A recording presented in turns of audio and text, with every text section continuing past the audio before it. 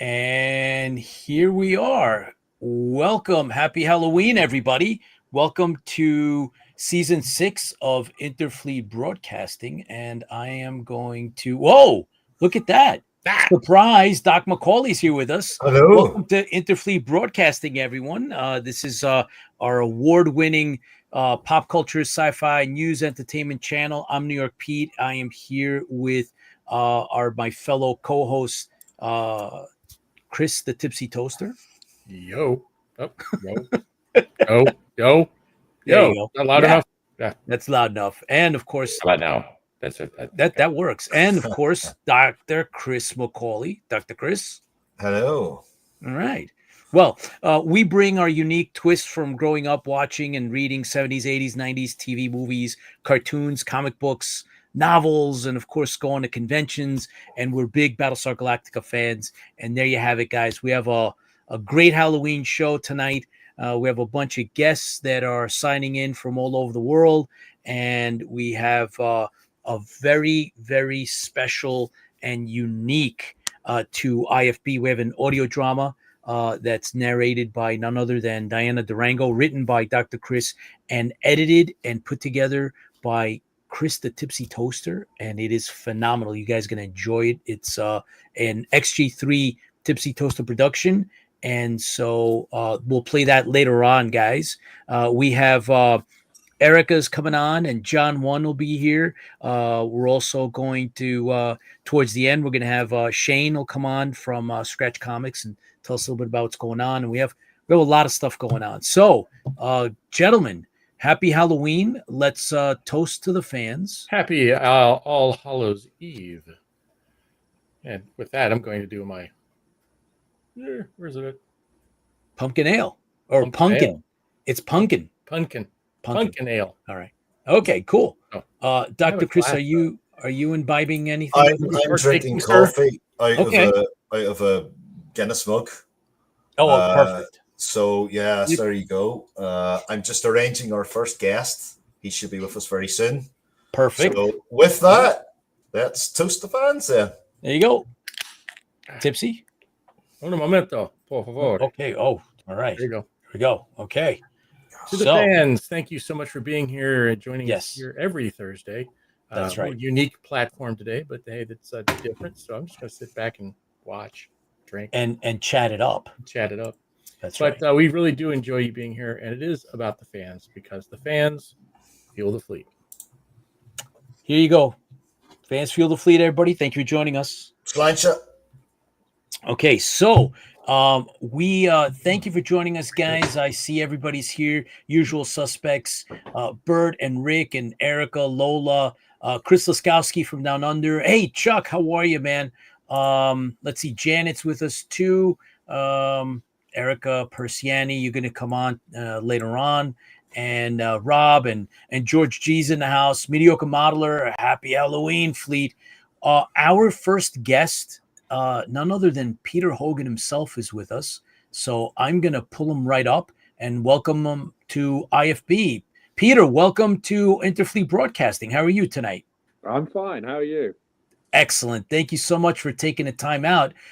We wanted to, get things going. And I know that Dr. Chris McAuley's got some questions ready for you. We're going to talk about your work.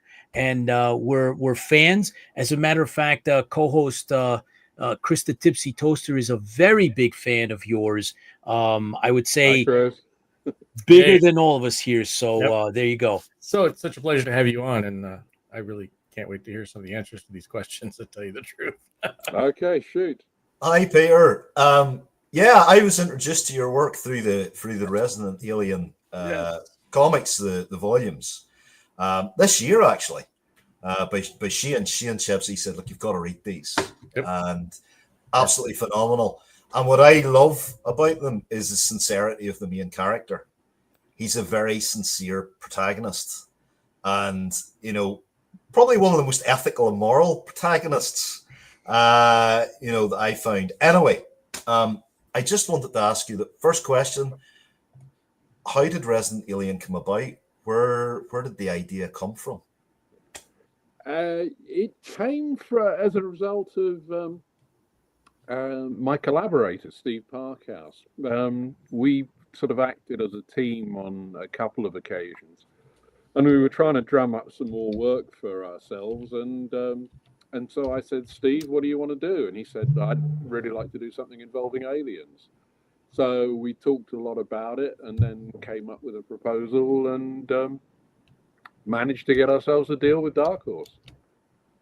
I absolutely love it. Now, I have to admit, I haven't seen the television series, so I'll just hand this over to Tipsy, because he's a big fan of the TV series. Okay. Have you got a question? I'm a big fan of the TV series, but I would think that I think the best question here is, what, in your opinion, is how well did it transfer from the original concept, which I love the comics, to the actual show?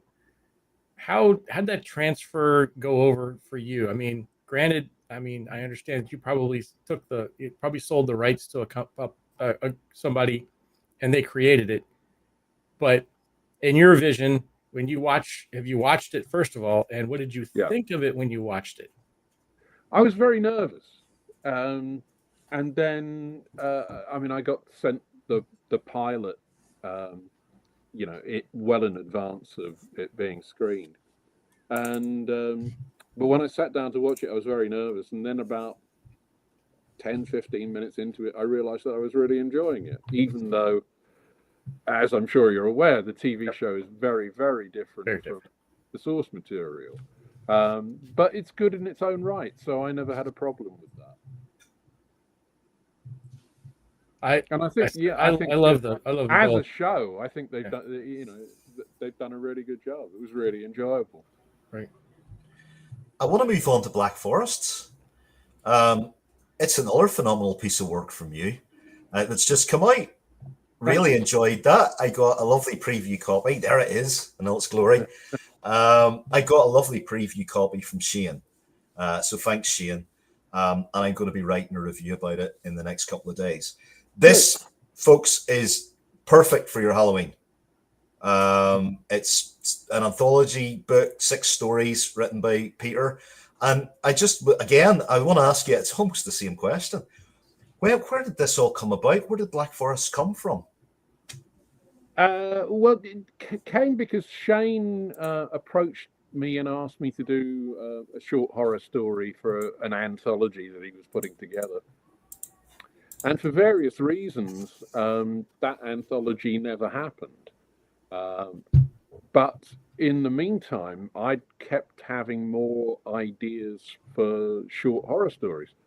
So I approached Shane and said, look, we've got one down. If I can come up with another 5 good ones, why don't we, do a book and just stick it out? And that's pretty much what happened, though it took quite a while.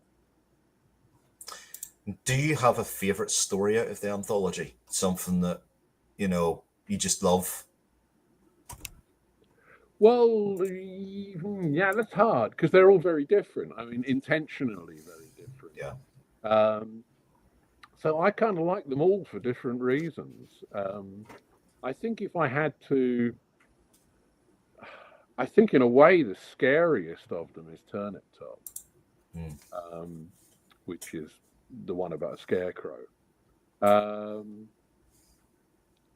no, I'm pleased with all of them. Do you have any particular memories about working with any of the artists? Sort of some behind the scenes stuff that you can tell us? Well, Shane, one of the reasons that I suggested to Shane that we do this was I knew he had a good pool of artists to work with. And we had a couple of people drop out and a couple of people got ill and all the rest of it. But I think the final package is a really nice selection of work.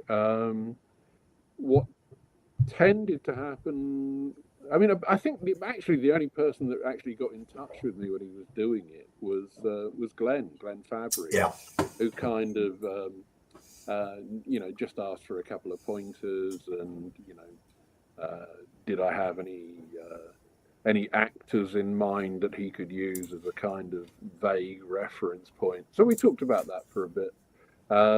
But by and large, no, mainly the artists just kind of took the scripts and ran with them. But I'm very pleased with the results. It's an incredible job. Just as a personal question, just as somebody who writes comics as well, when you write a comic script and you know the artists that are going to be involved, do you write for those artists, or do you sort of write with broad strokes and let the artists sort of fill in the blanks and have that sort of collaborative creative process, or do you have extensive notes whenever you're? Well, it's a bit of both, really. I mean, I write what's known as full script, and that kind of came about for Alan Moore, because when he was writing for 2000 AD, he was never sure who the artist was going to be. So it was kind of, cover your bases by going into lots and lots of detail, which the artist then, might ignore, but at least it's there if they want to, draw on it. And so that's pretty much what I do to this day. But with Steve Parkhouse, we've worked together for a long time, and we kind of trust each other. So I suppose I'd probably kind of go a bit more, a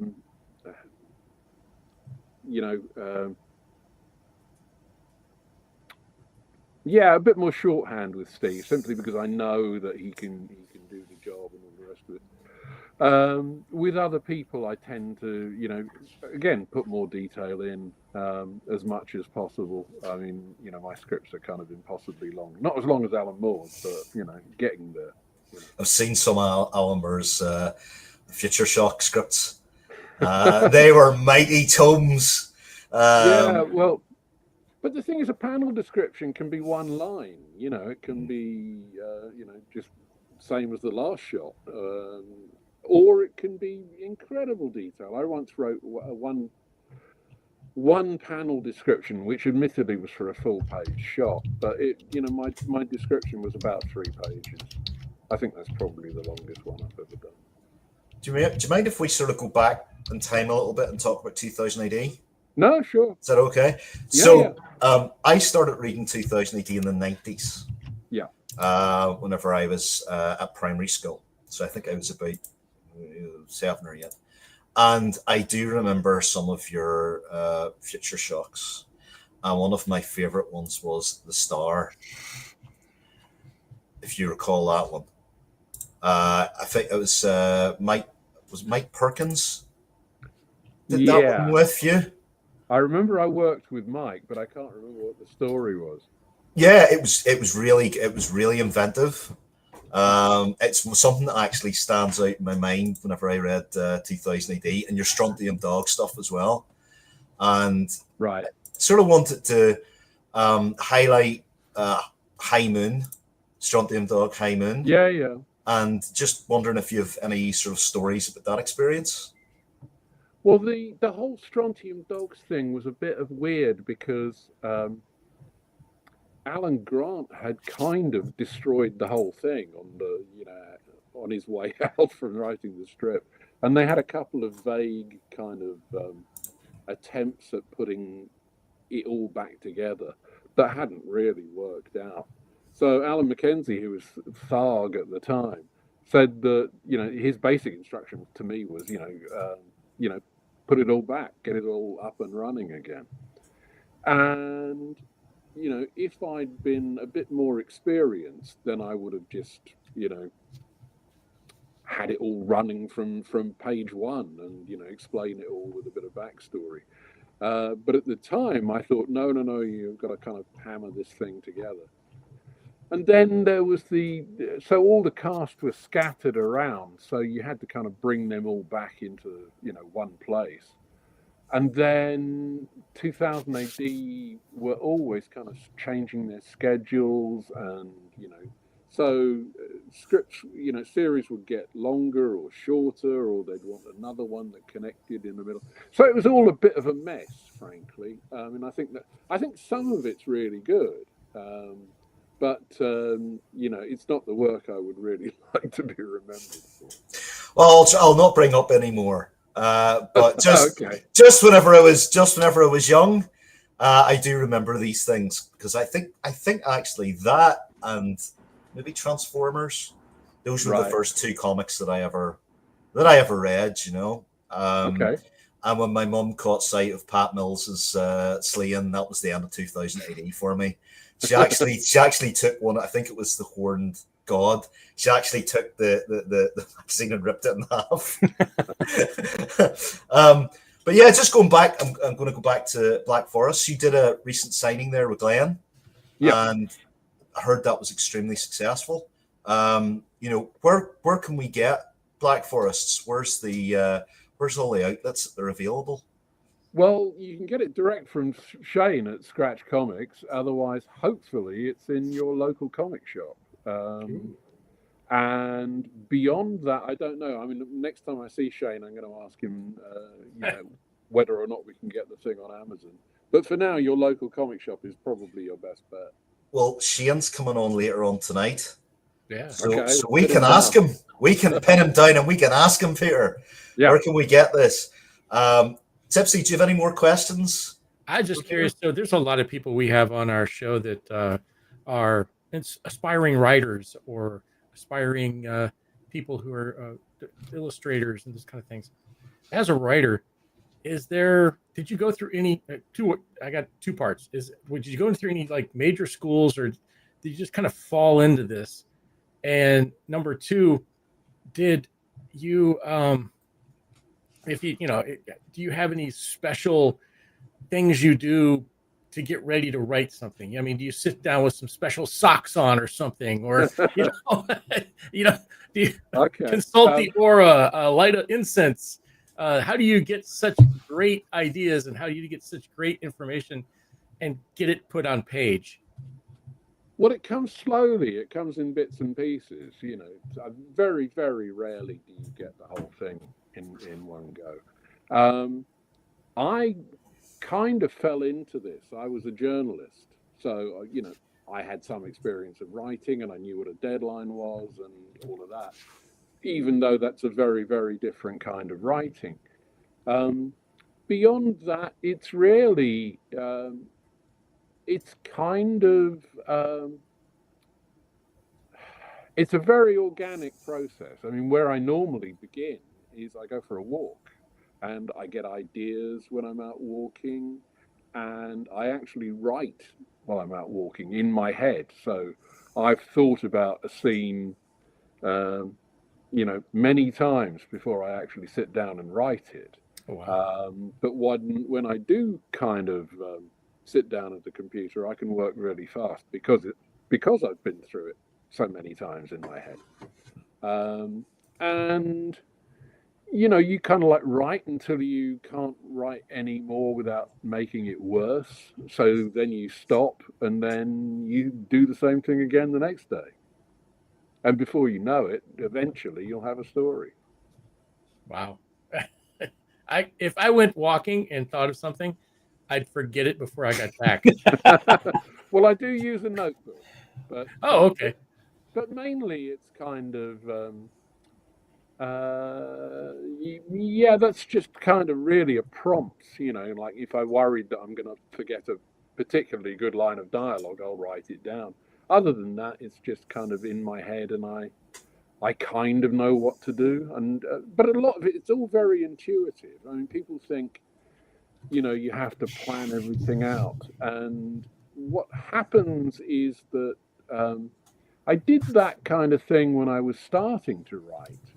But the further you go into it, the more it just becomes something you just trust the process. And you just kind of like relax, I guess, and just let yourself into it. Words of wisdom. Maybe. It's amazing. But I'm just wondering as well how because you're a legend. I mean, not just with comic books, but as you mentioned, you're a journalist. Mm-hmm. Revolver and all the names that you work with. How do you deal with that? How do you deal with that sort of I don't want to say notoriety, but being well known and you know that your work's very well regarded. How do you feel about that?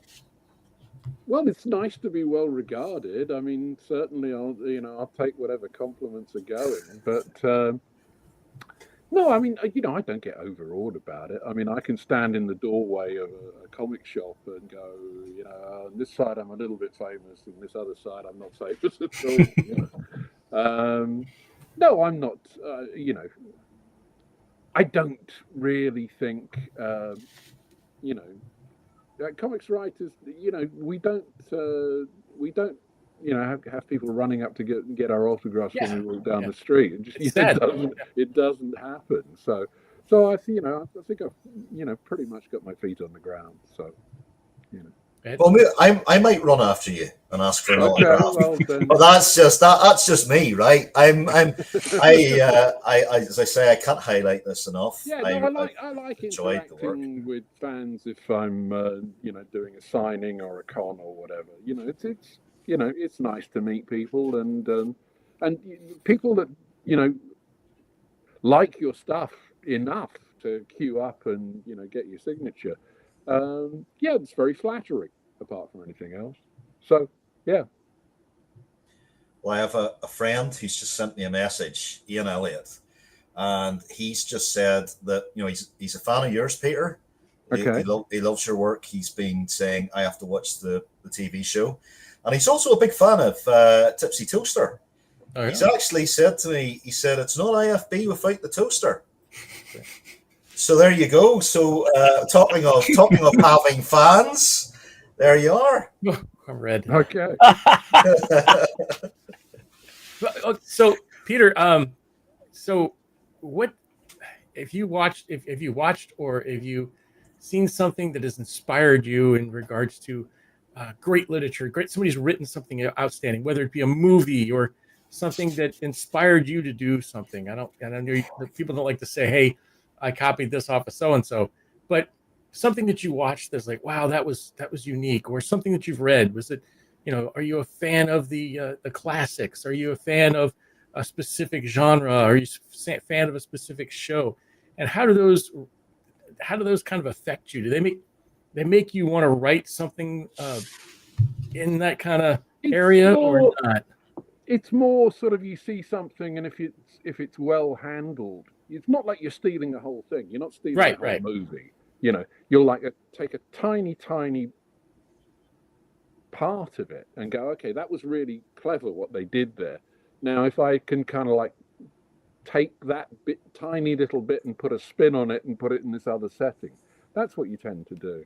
That said, I mean, I got tired of, one of the things that you see all the time is, it's not just that people steal from movies, it's that they steal from the same movies constantly. Yes. To the point where you just think, okay, that's it. I don't want to see any more bad rip-offs of Blade Runner.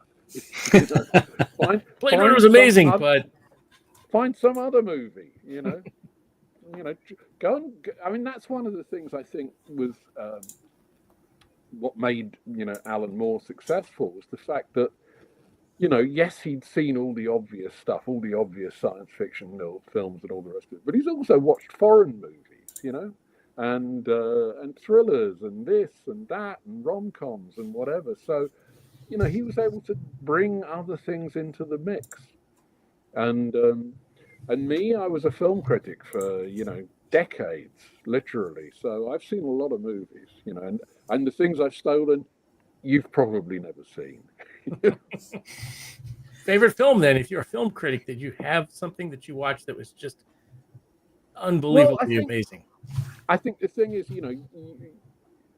I'm not big on the idea of lists anyway, but it's not like you have a favorite film, it's you have a favorite thriller or a favorite adventure movie or a favorite rom-com or whatever. I do think Casablanca is probably the best film ever made. Yes. And it's just faultless. And there were about half a dozen writers involved in that. They had it was a stage play to kick off with. Then they had somebody else who wrote all the sort of romance bits, and then they got Ben Heck to come in and put in all the snappy one-liners. and it's one of those things that whatever the chemistry is, it's just something just clicked and it worked. Were you a fan of Ray Bradbury's work? Oh God, yeah. But I met Ray in at San Diego, 2003, something like that. And I was just sort of walking along, and I suddenly realized that there was a wheelchair in front of me. And I then looked and I realized that Ray Bradbury was sitting in it. So I literally just dropped to my knees and talked to Ray Bradbury for 5 minutes, basically to tell him, how much he meant to me, which was kind of magical. It was a bit like meeting Dickens, I think that's a very. I think it's important to sort of, if you do meet people who have influenced you creatively, or work that you love, just to tell them that. I think like our messages on Facebook have been like, I really like your work. I really enjoyed this. but it is. I think it's really important to tell folks that I'm lucky that I work with people who have, like, since I was a kid, they've like people from Babylon 5 and stuff like that. And they always get sick of it. It's all like, for God's sake, we're working together now, stop this. But I think that form of appreciation and realizing where your creative influences came from is pretty important as well, because they don't come from a vacuum. They come from other people's work, and then hopefully, I know your work, Peter, will influence other people, and work that people are doing in the audience, their work will influence people. It's all about fostering that creativity. And I have an intense hatred of AI, like an absolute intense hatred of it. And the AI is actually destroying that completely. And the wonderful thing is that organic work, and comic book artists that help create that organic work, that's where the magic is. And that's something that AI cannot do. Can't do it. Right. I don't think AI is. I don't think it's as bad as people fear. I mean, I think the real monster with AI is the billionaires who would rather use that than pay real living people a living wage. Yeah. They're what you got to watch out for. AI is just a tool. It's like a pencil. It doesn't create. I code AI. So like for technical purposes, sometimes it can help. It's great in those fields. I think for medical fields, it's great. Like some aspects of filmmaking, it's pretty good as well. Whenever you're trying to angle a shot with a camera. I've used Photoshop. I've used some stuff with Photoshop as well, and perfected things like that. My issue has always been where we've got this Amazon, and so many people have lost their jobs because they're being replaced by AI. And I have an issue with AI books, because I think that we're throwing all that sort of slop out. So I want to just that's why I celebrate works like yours, like the artists that that work with you as well, because it's really important to keep that organic feel with creativity going. Right, I'm going to step off my soapbox now. Hold on. Off the soapbox. There we go. Pete, do you have any questions? Yeah, as a matter of fact, Peter, how do you see the future of the comic book industry? Do you think it's changing, evolving? Is it the same? What's your vision? Well, I think comics as a medium is fantastic, and the limits, we haven't even scratched the surface of it. But the trouble is that a lot of people equate the medium with, one genre. We're still under the shadow of the superheroes. Yeah. Partly because it pays the rent on comic shops and all the rest of it.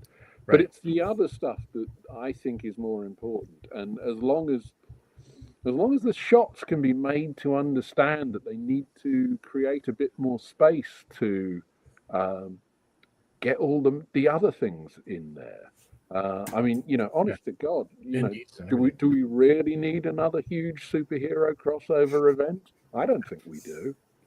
I don't think that's ever added anything creative to the world. It's just it's soap opera at its worst. Wow. What is your next project? Where do you go from here? I'm just finishing off a novel, a science fiction novel, which I will hopefully get out the door before the end of the year.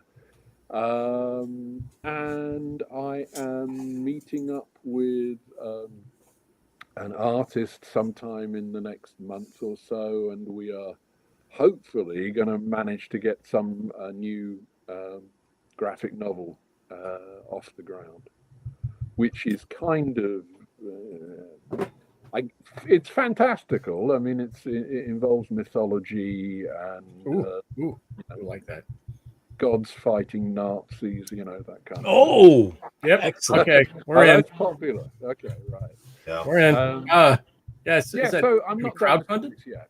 Yeah. But the mainstream comics industry, I mean, Resident Alien's coming to a close, and the final issue will be out in the spring sometime. Whether or not I'll be doing kind of ongoing work for any of the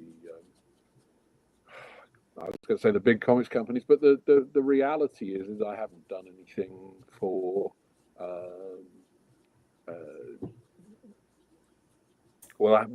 I did stuff for Wildstorm and for Vertigo rather than for DC proper. Now Vertigo's coming back, so maybe if they ask me, I'll consider doing something for them. But they need to ask me. And Marvel, I never really got in the door at Marvel. I did one thing, but it's just it's craziness, the whole thing. I mean, when I did the thing that I did do for them, the editor got fired, and then his assistant took over, and then she got fired, and her assistant took over. And after all of that, I think people just thought I had the kiss of death. It was like all these people were losing their jobs. So that was the end of my Marvel career. So just to close off, I know it's really late for you, Peter, so we'll close off here. But I just want to reiterate, you can get Black Forest at Scratch Comics. We're going to find out from Shane if we can get it on Amazon. We're going to find that out tonight, hopefully. And are you still doing signings? Is there any more planned signings for you to appear in the UK? Well, I'll be at Thought Bubble in Harrogate next month, and so will Shane.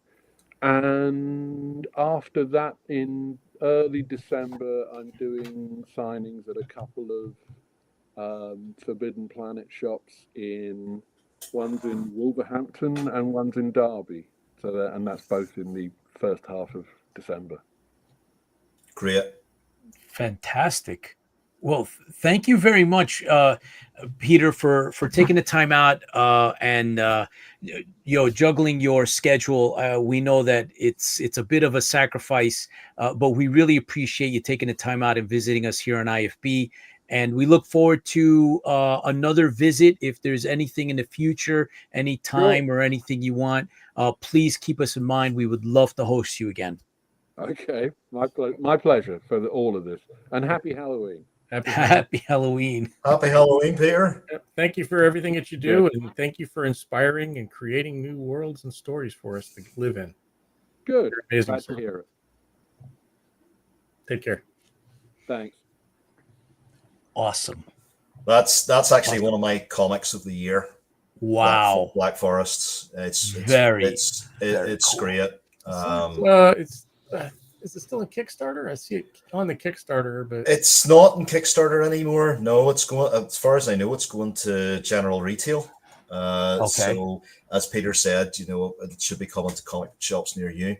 If you have a local comic book shop, and I know they're sort of dying out, but if you're in the States or anywhere else, it's not in the UK, contact your local comic shop and ask them to stock it. Cool. Anything you see on the show, anything you like, any comics, if you go to your local comic book shop, and show an interest, they will stock it. Excellent. Well, we have next guest set up. They're here with us in the green room.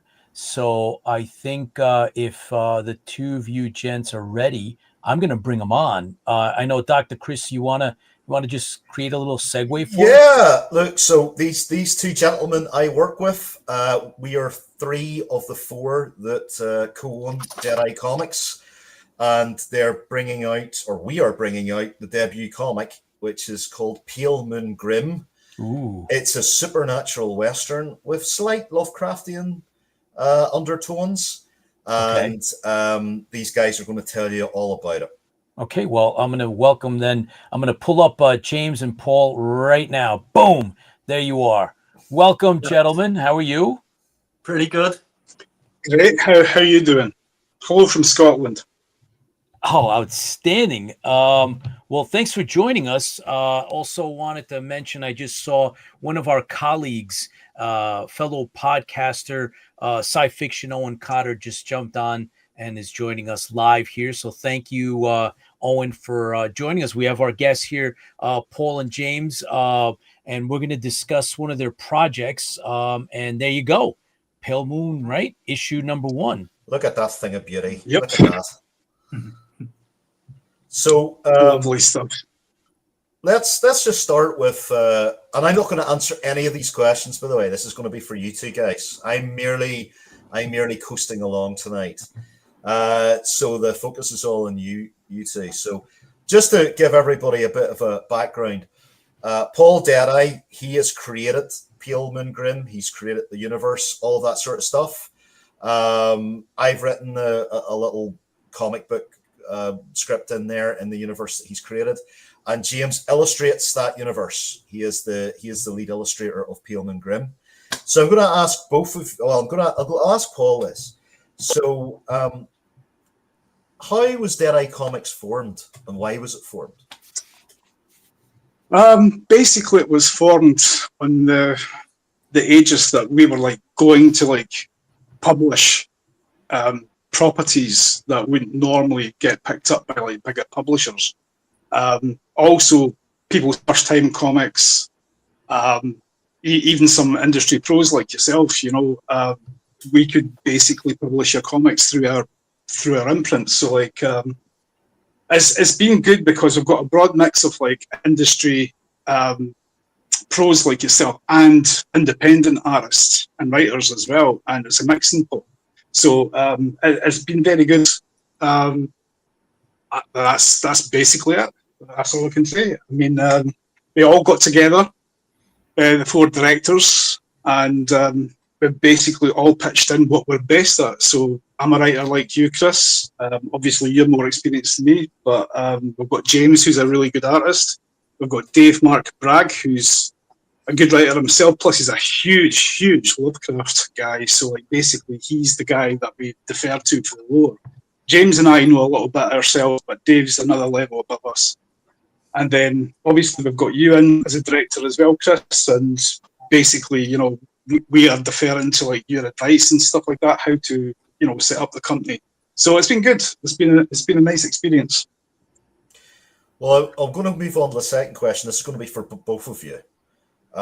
You know, so because I want to get the artist's perspective as well as the writer's perspective, and sometimes that's a different thing, because as a writer you can write the script, and then the artist they interpret the script and they do that. So we'll start with James with this. So from the artist perspective, Yeah. how would you describe like Pale Moon Grimm from the artist's perspective? Whenever you draw Pale Moon Grimm, what is it? What does it mean to you? For me, I really wanted to do a horror comic. So part of it that I wanted to bring to it was a more cinematic feel, and I wanted that old horror movie sort of. I wanted a mix between Kurosawa and Eraserhead. A lot of it noir western. So I wanted to give it that sort of strange, ethereal, silver tone look to it, and give it a unique place in the comic market. I mean, everyone loves the heroes. We grow up on the comic book, the bright, shiny, 5-color heroes. And then as we get a little bit older, our tastes diversify a little bit. We might get into maybe Preacher or Hellblazer or 2000 AD and things of that ilk. And then as you get older, you want to read things that are more adult themed. And I think a lot of people find Lovecraft because of the themes of the cosmic horror and the ideas of these elder gods that sit below culture. You've got to kind of push the boat out on the visuals. So although we're used to seeing Western things, we're often not used to seeing Western things with that alien tentacle gore throughout it. So part of it is about, for me, when I get a script in, I like to sit and kind of storyboard it out in my head. They might not be the comic angles that we end up with for storytelling purposes, but I like to take the script and try and put it on the mind cinema screen and see how we can push these things that Lovecraft describes as being undescribable constantly. It's one of the best challenges for an artist because he goes on a great length to describe these monsters. And you're sitting there as an artist going, cheers, pal. A little direction would have been good. But it also gives you free license to do your take on Cthulhu, my take on Nyarlathotep, Shub-Niggurath, this rich world of creatures and monsters. Whereas a lot of people that have seen tackle Lovecraft, they go on a previous iteration of what another artist has done. But for me, Lovecraft it's not new to me. I read it when I was a teen, but I never really embraced the world until we started working on this comic. So it was an excuse to kind of go, well, what would Cthulhu look like if I drew it? You know? And I'm a traditional artist, so I work with pencil and inks. So you have time when you're working on a page to really think about kind of detail and little extra bits. And then I go through a digital process afterwards to kind of make it print ready. But I'm a believer that when you work organically and you work on paper, I always say that the pencil gives a character a soul, the ink gives it a body, and the viewer's eyes give it life. And I think that when you've put that effort in on paper, people appreciate it a little bit more than when it's too digital looking. I've got nothing against digital art, but I do prefer that organic, hand-drawn, slightly wobbly human touch. And I think for me, the currency of tomorrow is authenticity. Not today. There's a lot of fakery out there, and there's a lot of AI, as you spoke about before, and there's a lot of issues for people who are making real stuff for real people. But I think people appreciate it when they can see that you've put the hours in on a page. So I wanted to give it that. I mean, Paul's an ideas machine. That's one thing that as you get to know Paul, he's an ideas machine. I think Alan Grant said that about him even. He did. With that, you need to harness that and kind of. That's why we've formed Deadeye. We've got a bunch of us around. We've all got our own IP. We've all got our own ideas. We've all got all this stuff we can bring to the party. But you have to kind of... I need the three of you to reel me in. Yeah. But it's also like... Ideas are like a newborn baby. You have to feed them and look after them and nurture them until they can stand on their own 2 feet. And I think when you're trying to push a new IP, sometimes you do need a new vehicle. Like, if we were to try and put Pale Moon Grimm into one of the big anthology comics, there's plenty of them out there, take your pick. But if we were to do that, it would have a small chance for you to get to know the character. Whereas when we're putting it out like this, I think the first issue is currently running at around 50 pages. When we're putting it out like this, you kind of get a better feel of the world. You can kind of do a little bit more of the nuance. And we've got these anthology stories like the one Chris wrote. And that was the one where I actually... Really good. That's the one where I thank you. on the art style I went for in the end. Because I was playing with the idea of doing a lot of line work, which is more my natural style. But I decided on going with this grayscale look for it after doing that one because it just lent itself to a horror movie. And yeah, so that's for me when I'm looking at any script, I like to try and pick something or go in a direction where it serves the story well. And I think with this being a noir horror, that kind of deep blacks and greys and using light quite well, it lends itself well to printing in grayscale. But what I have also found is that when it's time to colour it, it's a lot quicker to colour it because all your tonal values are there just on a technical level. So all the tonal values are in one of the drawings. When you go to digitally colour it, it's just a lot quicker. I've got a bunch of pages sitting behind me. I could show you if we get any time at the end. Well, I want to ask the same question now to Paul because he's the writer and creator of this universe. So, can you tell us a little bit about Pale Moon Grimm, where it all comes from, and what it is? Certainly. The best way to distill Pale Moon Grimm down to its basic mechanics is if you've got the bounty hunter from A Few Dollars More, the Clint Eastwood, Lee Van Cleef sort of character. But if you gave then that bounty hunter the powers of John Carpenter's The Thing, so you've got a shapeshifter who's a bounty hunter in the Old West, and he's using these powers to his best ability. And basically his powers don't get out because whoever he goes after, he kills. He's a bounty killer as opposed to a bounty hunter. Bounty hunters tend to bring people in alive, while bounty killers just kill the guy dead. In Pale Moon's case, he brings in only the heads, and the way he justifies it to the law enforcement is when he plops the heads down onto the sheriff's desk, he's like, well, it's easier to carry than a body, but what they don't know is there's a darker reason behind it.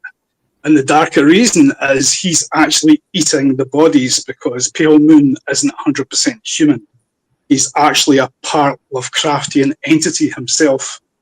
So he's part Apache Indian, Native American, and half this horrible tentacled monstrosity that basically he keeps inside the shell of humanity. So the bad thing is while he's eating these people, though they are very bad people, he's got to keep on replacing his own DNA to look more human because his alien DNA is constantly affecting his humanity and eroding both his flesh and his mind. So the more humans that he eats, the more he'll keep his integrity as something that looks human on the outside. But he's got very, very pale skin, hence his name, Pale Moon. He's meant to be an Apache who have got very dark skin, probably one of the darkest skinned Native Americans. And so basically his own tribe doesn't want him. Human society, white society doesn't want him. So basically the only job he can get is as a bounty hunter. So he's always the classic outsider. He's always the sort of lone gunman sort of character. So it's using like spaghetti Western tropes along with Lovecraftian tropes to create this character. Wow. James, have you got a couple of pages to show us here? We'll maybe try and zoom in on these if we can. So there we go. Look at that. And some beautiful tonal shades as you were talking about there. Wow. Pete. I do everything with brush and ink and pens. I mean, you get... Here we go. You get some, crazy detail in.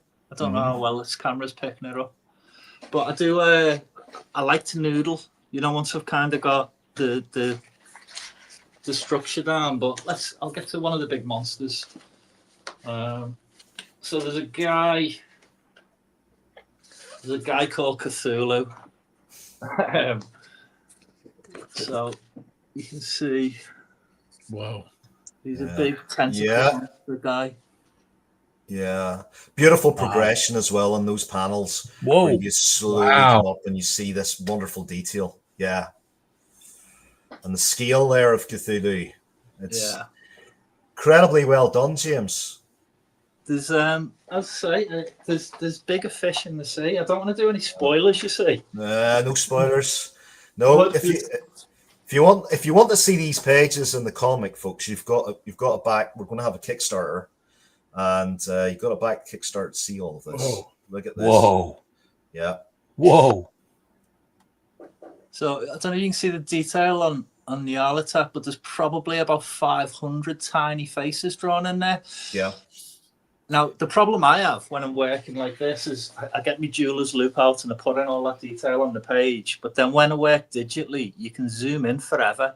So I'm drawing eyelashes on something 1/4 of an inch tall that no one's ever going to see. You know it's there. You know it's there. That's the important thing. Well, That's cool. Here's the pride. interesting Pride. thing about digital comics. Pat Mills told me this. When he was, Requiem Vampire Nights, quite like that with the detail. If whenever we put the digital comics on sale, you'll be able to zoom in and see all of that detail. It won't be lost.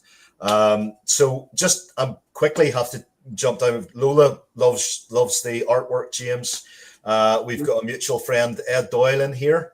Ed, I work with as well in comics. He's a wonderful guy. Have a lot of love for Ed. He's another magnificent artist in the UK and stuff. So, let's talk a little bit. We'll get away from our product and move to what's your favorite comic book character? So we'll start with Paul for this one. Who do you love? Well, I'm a big Judge Dredd fan, big 2000D fan, so I like Dredd, Strontium Dog, Robo Hunter, Rogue Trooper, ABC Warriors, Nemesis. Also like Slain, but that's the 5 big ones that I really like. Those top 5. They always grace the covers of every annual and stuff like that. It was always Rogue Trooper, Dredd, Strontium Dog, and then rotating ABC Warriors stuff. But basically, those fired up my imagination when I was a kid, and you can see a few, examples of DNA from 2000D and Pale Moon Grimm. For example, Rogue Trooper's got a talking gun. Pale Moon has a talking gun, but it's supernatural rather than a biochip on a futuristic weapon. So this character, the Bone Daddy, used to be like a Louisiana gunfighter, and he got basically mortally wounded in a gunfight. And he went to the crossroads and did a deal with the devil to become the best gun that ever lived and to ask for eternal life. So the devil turned him into this gun. So this gun's now in possession of Pale Moon Grimm. So they're now partners on the vengeance trail. Good stuff. And they made a promise to each other to basically, you take care of my, vengeance, who I'm going after vengeance-wise, and I will help you.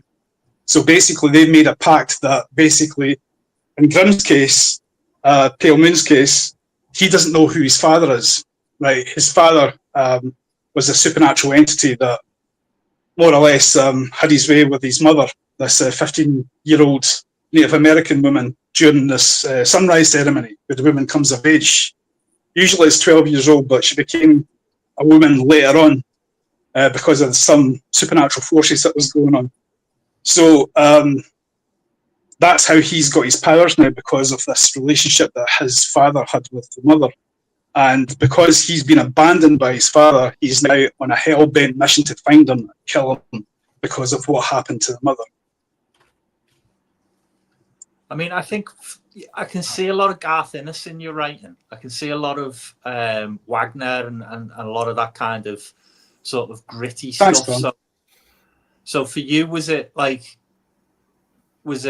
2000 AD or the writers from 2000 AD's work later that was a bigger influence? The writers from that. I mean, the 2000 pushed the envelope a fair bit in the early days, but obviously when you get into the 90s and stuff, most of the big 2000 names are starting to head over to the States. Like Alan Grant, John Wagner, Garth Ennis followed them, and blew up big time with Hellblazer, Constantine, and Preacher, which is one of my all-time favourite books.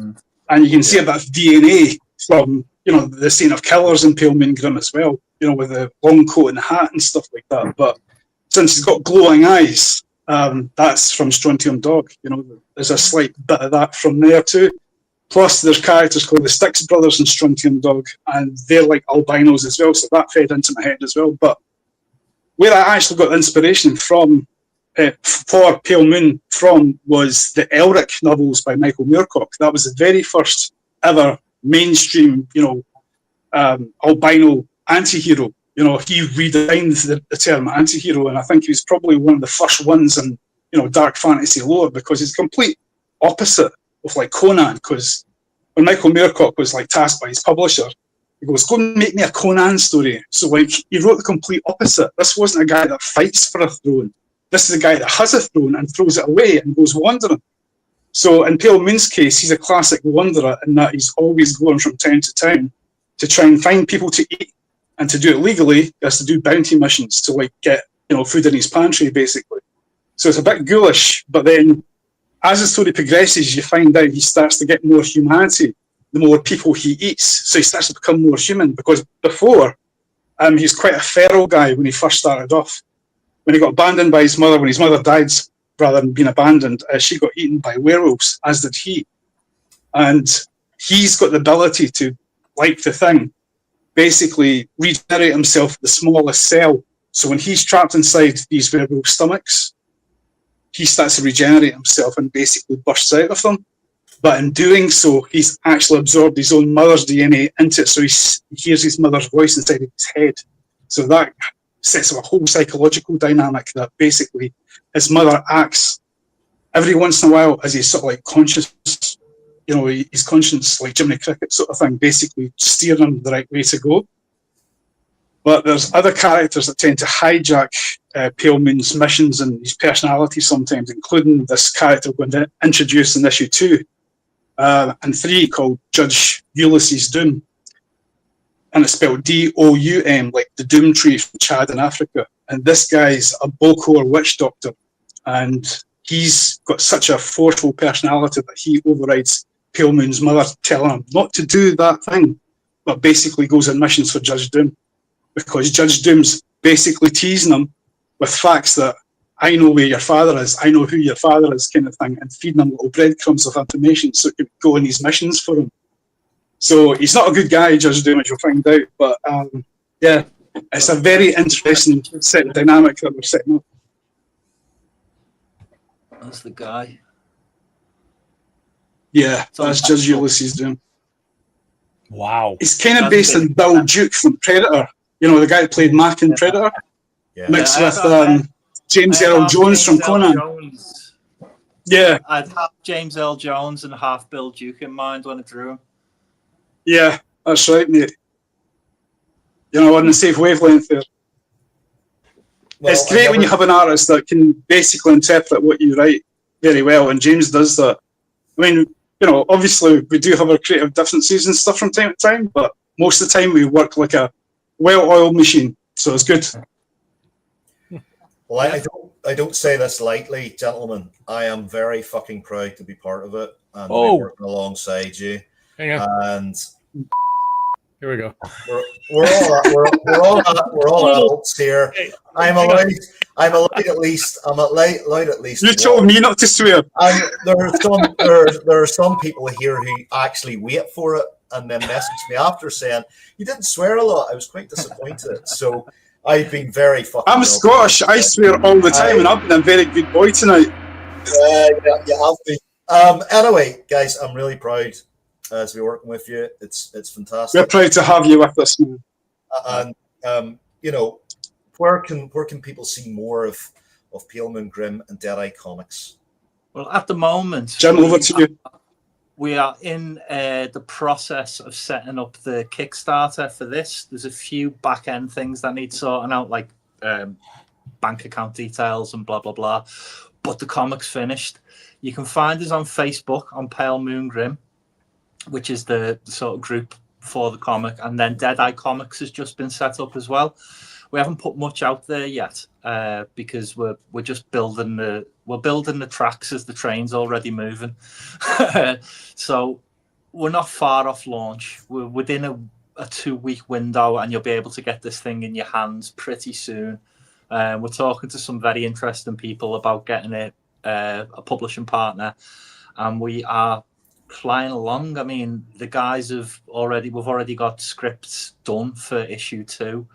I've got my pencil sharpened, ready to go for the next round, and we're just at the moment on our names on social media. So James Roach on Facebook, if you want to add me, Paul Deadeye Dick is on Facebook as well. Add him by all means.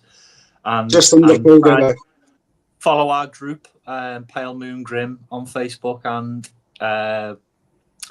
not really up to speed with TikTok and all of that malarkey. I try and avoid social media as much as I can. But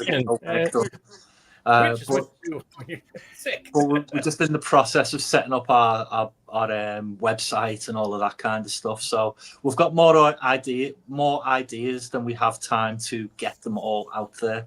So yeah, that's where we are at the moment. Thank you for your time, guys, and thanks for your time, guys.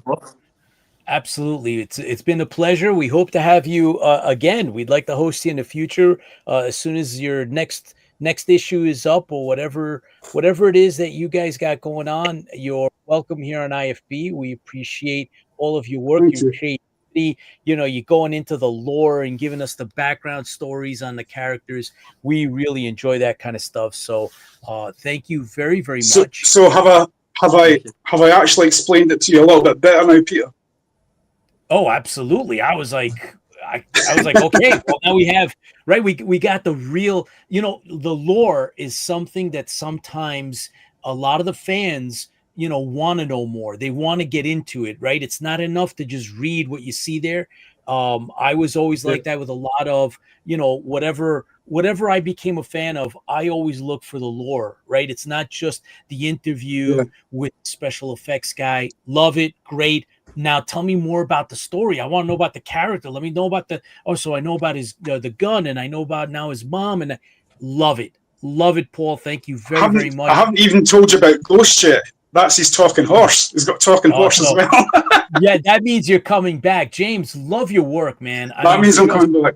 Tremendous stuff. So thank you, gentlemen. I know that there is a major time difference. Doc McAuley, thank you for bringing your esteemed co-workers, partners. Pleasure. It's always a pleasure with these guys. And I mean, if there's anybody listening to this who's always been interested in Lovecraft, didn't know where to get into it, this comic's for you, right? We'll bring you gently into Lovecraftian lore. We get you into it. We get you into the whole cosmic horror stuff. So, don't be afraid. Jump in. We'll be putting all the details of the Kickstarter out there once we're ready. Just say one more thing before I go. James was talking earlier that he went for this black and white style that was reminiscent of Kurosawa, and he's right. Some of the rolling clouds and stuff like that he's done in the book just put you in mind of Yojimbo, Seven Samurai, Ran, etc. But there's another movie that is very like what Jim's drawn, and that's Dead Man, the Johnny Depp acid western that came out a while back in the 90s with, I think it was Jim Jarmusch was the director. And that was all done in grainy, gritty black and white. And that was a, very out there western. So it's got some kind of tropes from that too, Very cool. James has actually started illustrating a samurai comic that's going to be coming out with Deadeye at some stage. So yeah, it's a very interesting partnership. Anyway, guys, it's been good to catch up with you, and I'll see you soon. Happy Halloween, gents. Thank you. Happy Halloween, guys. Big soon. Outstanding. Wow. Great stuff. Right. What's next? Well, what's next?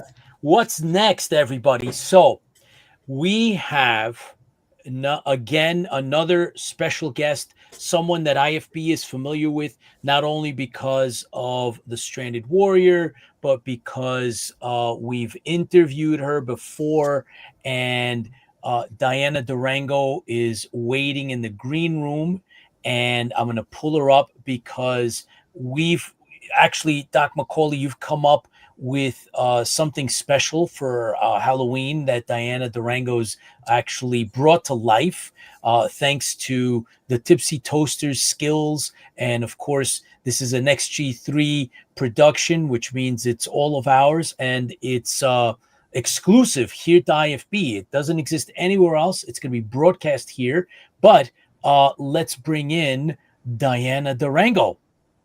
Hello, DIANA. Hello. How are you?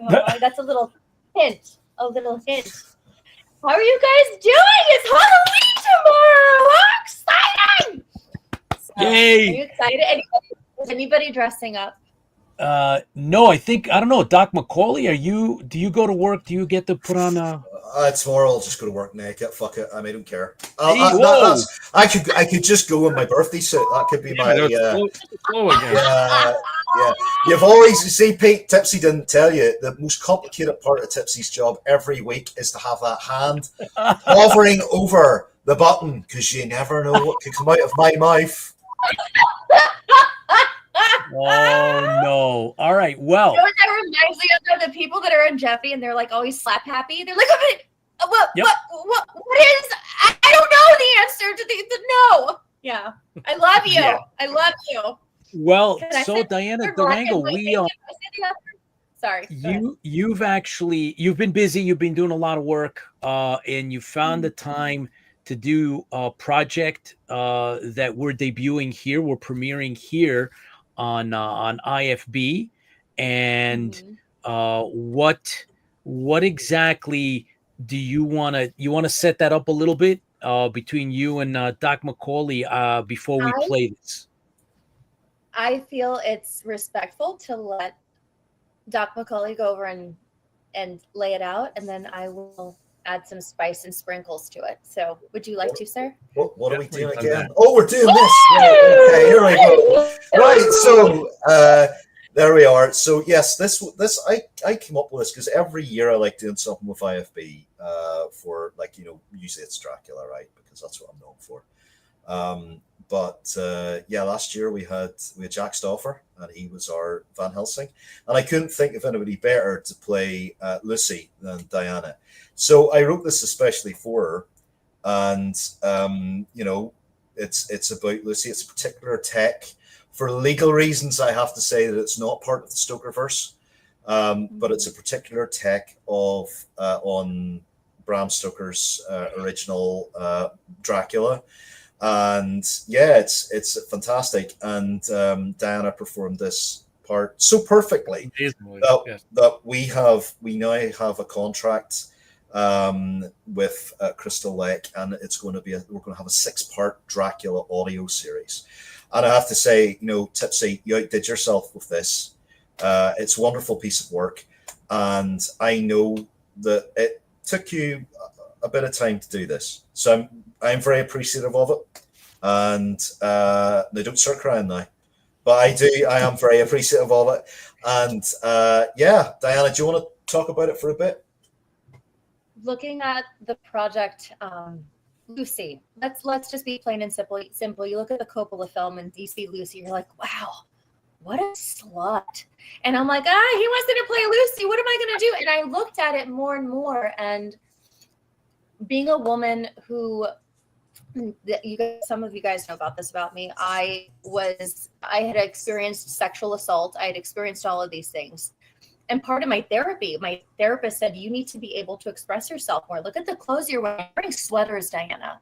And I wasn't realizing I was closing myself off. And I sat down with colleagues of mine, and I sat down with my therapist. She goes, and she's from New York. She goes, you got to do it. She like shakes too. She goes, you got to do it. You got to go over. You're going to express yourself. And I thought about a woman I worked with, I believe it was 10 years ago, Amber Rose. I don't know if you guys know who that is. Amber Rose, she was assaulted, and she does something called a slut walk in LA. And I never understood it, but there's something that happens when that's taken away from you, and you have to force yourself to experience it, to feel it, to liberate yourself. So in reading this script and reading these words, there was a piece of myself that was like, ooh, why am I feeling uncomfortable? And then I felt liberated from it. And looking at Lucy's journey, it's a sad time for her, because there is this love that she has that she cannot explore during this time period, that Doc McAuley goes over and explores for us and actually unfolds. He allows it to bloom, as we see in the script, toward this forbidden desire that women have, toward this forbidden love. I think that women, all of us, tend to love each other a lot. And you see this relationship that she's held back from. And yes, she has these loves of her life and the security and all these different facets of men out there. But there's one love that she really and truly wants to hold on to, yet she can't. And it's saddening. It's beautiful. It's passionate. It's sexual. It is erotic. It makes you blush a little bit, but I liked it. And it was liberating. So I thank you for that. And I thank all of you guys for listening to this. And when the book comes out, it will be an audiobook. Please listen to it. I have read it. It is juicy. It is steamy. It is hot. And you get to hear me talk like this all you want. So I want to see it. I want to see. So yes. Okay. All right. So what we're going to do is we're going to put it up and we're going to start. So guys, this is an audio drama written by Doc McAuley. It's performed by DIANA DURANGO, and it was edited by the Tipsy Toaster. So here we go.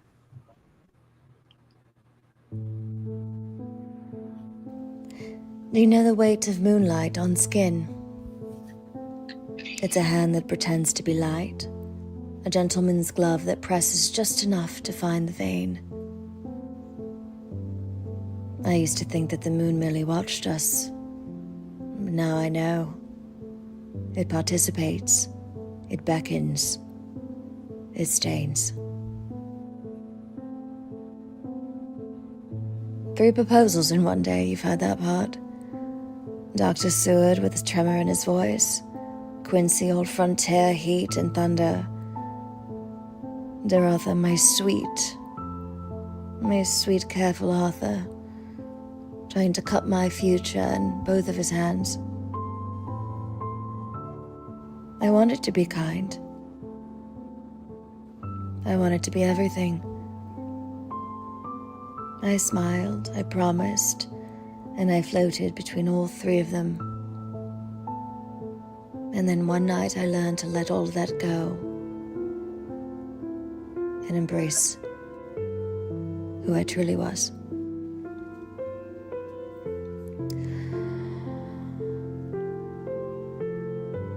He arrived not as a man, but as a consequence. Silk moved in the air and the room cooled. My own pulse climbed my throat as he approached my bed. He did not ask permission. He made permission irrelevant. He erased the world and left only sensation. There is a hollow at the base of the throat where all the terrors of the night gather. I'm sure you felt it as your mind races through all the imagined horror contained within the darkness of your room at midnight. Well, he found it instantly, like a secret he had known for centuries. His mouth moved against my neck. As his cold lips pressed against me, all the desires I had hid for years came bubbling to the surface, and images flooding my mind as my body trembled in a way that I had heard of but never experienced before. They call it bite. Such a blunt word for such accurate tenderness. I learned that surrender can be artful, that yielding can be kind of authorship.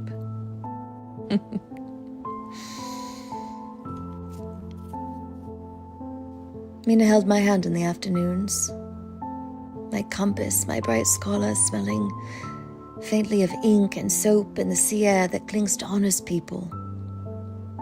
She would brush my hair back. Her knuckles grazed my cheek. I could have lived in that touch. Lucy, she'd whisper, you're so pale. And I'd think, love, I'm not fading. I'm ripening. I'm becoming the hour after midnight when the garden forgets to be modest. They bled themselves for me, those boys. They were noble, attentive, so desperate to be useful. Their devotion warmed me, but but not like him. He lit a hearth under my ribs. A milk-white fire. I would lie still and let the flame climb its ladder through my body. Wrung by immaculate wrong, right until breath itself felt like silk pulled across the teeth. Later, when I would stand at the window without touching the floor, when the city opened up beneath me like a throat, every sound was a thread I could tug. Hooves, bells, a whisper 2 streets away, and the heartbeats. Oh God, the heartbeats, 1,000 clocks, each pleading to be set to mine. I learned restraint because ecstasy requires it. I learned to take like a kiss and leave like a blessing. Do you want to hear of Mina again? Of course you do. And she sat by my bedside, her fingers mapping the constellations of my wrist. We spoke of girlhood, futures, of dresses, and of dreadful men. Underneath the deeper current carried us. You see, if I tilted my face just so, her breath would skim my mouth. We pretended not to notice, but the room noticed. The flowers noticed, the night wickedly courteous, waited. The doctors circled the jargon and the rosaries. They wanted a cure shaped like their faith. They wanted my redemption to fit their ledgers. Gentlemen, I would have told them, I am not an illness. I am a litany. I am the answer to a question your lips are afraid to shape. Yet they hammered, they penned, they prayed, and all their cleverness tasted of iron. And yes, there was a stake, cold, obedient wood. It pressed at my breast like a jealous suitor who had never been taught finesse. It hurt, the way morning hurts after an ecstatic night. They thought they ended me. But even in that sting, I was tasting him. And God forgive me tasting Mina. Her name dissolving on my tongue like sugar. If I had a final beat, it was hers. Oh, listen to me now. Oh, listen to me now. The moon is at the window with his gloves off. He is not a witness. He is accomplice and key. I am not sorry. I have been past sorry for some time, beyond virtue, beyond ruin. Where the only truth is what wakes beneath your skin when someone worthy calls your name.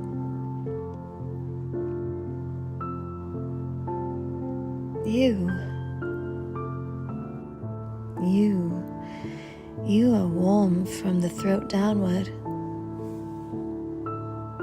I can hear your breath snag at the sweet place. The little necklace hollow, fluttering like a trapped moth. No, don't hide it. Lean closer. Let me read you the way he read me, line by living line. No candles, no prayers. Only the curtain kissing the air, and the silver world watching through the glass. I will be immaculate. I will be precise.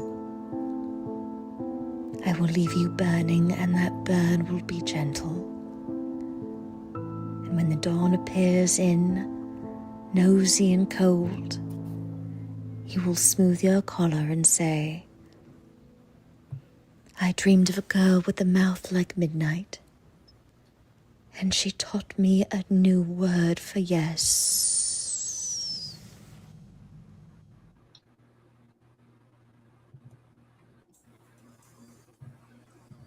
Bravo. Wow. That was I cried again, phenomenal. by the way. So thanks, Chris. Thank you. Yeah, it was great. You did an incredible job. I wrote it for you. I tried to sort of make the writing compatible with your vocal acting style, and the whole project's amazing. And we've got Tipsy brought it all to life with his images and his artistry and that, in the sense of so the two of you guys just did the work more than justice. No, I think that writing, I told you this, Hemingway is very blunt, the way that Hemingway writes. And I have a crush on Hemingway, but God forgive me, I don't like the way he writes. And hearing, okay, this is going to be an erotic, and it's going to be something that's erotic, or like, oh no, I don't want to do that. And then I read it, and it gives eroticism justice. It's more of a poem. It's more of something that leads you around the corners of life instead of having you hit a brick wall. It has you empathize for this woman and has you not feel like, oh wow, let me give her all of these biases and all these stereotypes. When I read her, I empathized with somebody that I've judged my whole life, and I think that's why I cry, because it's like, how dare you judge that woman? She was freed. She was freed by something dark, and she was finally allowed to be herself. And her friend really loved her. And in a world of everything wanting to be taken from her, her virginity, that everybody wanted her to be sweet and nice, she was finally allowed to be freed and to show a love. And in that freedom, unfortunately, she was attacked. She was killed, because how dare you be that? And that's what I found in Dracula. And I never had seen that before. And I fell in love with Lucy, and I fell in love with that story. And it was beautiful. So I thank all of you for letting me do this and for letting me read this audiobook. And the audiobook it's intense. And again, I cry again. Every time I get to the end, I'm like, how can this be happening? But it's so good. It's so juicy and tasty. I feel terrible. I keep making you cry when you read this. I am one hardened woman. I am one hardened woman. There are things like I have gone through a lot. So for me to get to a place where I'm allowed to soften up, I thank you. Almost like this woman. Maybe that's the reason I felt it. There's so much that I have to put a shell on. You have to be this, you have to be that, you have to go over and be diplomatic. And I was allowed to be soft in a very different way. And I was able to really see something. I saw a piece of myself in her. And maybe I think everybody will. I think women, men, they will see a piece of themselves in Lucy. It's a piece of like, what part of me can I not show? What part of me am I mourning because I cannot show it? You look back at your life, how many regrets do you have toward actions you didn't take? I love yous you didn't say. How many of those did you not do? How many of those did you think that you were going to be killed for, given a stake, judged for? And I mourned it. I mourned my life. There's so many regrets I have. There's so many things that at 40, and yes, I just turned 40. I don't care what anybody says. I'm happy to say it. Go over and kill me for it. But at 40, I think you kind of like learn, you know what? You can beat me now, Chris. I can get beeped. Fuck it. There you go. Beep. Fuck all. all right. DIANA, phenomenal. Yeah. I hope you look over the accolades that you're getting. The fans have spoken to both of you, actually to the three of you, for putting that together. DIANA, we got a quick question from Rob Baum. Did the accent come easy to you, or did you have to work at it? So this sounds really weird. I have family in Europe, and for me to talk like this, waffling back with my words, it's actually quite precise and easier for me to talk like this. And people think I'm crazy. This is for the point where, like, I went to it on a cruise with my mom, and sometimes when I go to Europe, sometimes when I go abroad, I just, even around the house, and I'm talking to my cat Ambrose, I start talking like this. I'm like, Ambrose, stop scratching the bloody couch. Like, what the hell? What the bloody hell are you doing? Stop waffling about with that. Like, you look like a drunk cat. I wish I could talk like that every day. I think did I tell you this, Chris? I was like, I wish I could just go to England and just live there for a bit and just pretend that I can't with an accent and I can't leave it. But it's easier for me to talk like this. I was actually given an audition. Chris knows this. I was given an audition and they wanted an authentic British accent. They called back and they're like, that was really good. Is that hard for you? So I feel like I might butcher it, that I don't give the English accent, justice, but it is easier for me to talk like this, and it is easier for me to speak with precision and grace.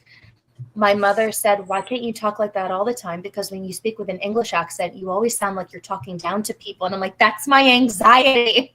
So, I'm like, so do you want to, I can go live in England, Mom, and come back and we could pretend that I can't lose the accent. But yeah, thank you for that. It was well, this is easier. a little teaser. This is a little teaser of the full audio that we're doing, which I think's roughly about 70-80 minutes. I don't know how long it takes, but it's about that, and it's the first in a series of erotic Dracula tales. And we went easy on you in this one, folks. In the full version, there's a lot more sex. So be warned, sex everywhere in this thing. But sex isn't a bad word. Yeah. Anyway, so yeah, and I think it's an important thing to look at. There's a difference between erotica and porn, and how you write erotica is about the sensation and the feeling, and which is really the psyche of sexuality is about that sort of form of eroticism. So there we go. We have more in store for the fans later this year. I think we're going to try and get it out for Christmas. Thank you, John. He told me happy birthday. Sorry. Dare I say this? I think I'm a therapist. I do feel, and I'm going to push this, if you are a therapist, if you know anybody that's going through sex therapy, if you know anybody that's having an issue, like tapping into that, do feel, being a therapist reading this, it actually helps people really delve into it. It actually could be a therapeutic device. Tell your therapist friend, somebody that has gone through something, let them read this. So not only for entertainment, but also for health reasons. So yeah, I'm going to promote that. And there you go. Thank you, DIANA DURANGO. You are amazing. And congratulations on your win for In the Stranded Warrior. Your recognition is well deserved for Best Actress in The Stranded Warrior. So thank you so much. And we look forward to having you back. We're going to be talking about your roles in general and in The Stranded Warrior, and we'll get into a lot more. Thank you for having faith in our team and doing this, and we look forward to more. And can I just say this? Oh, go ahead. You first.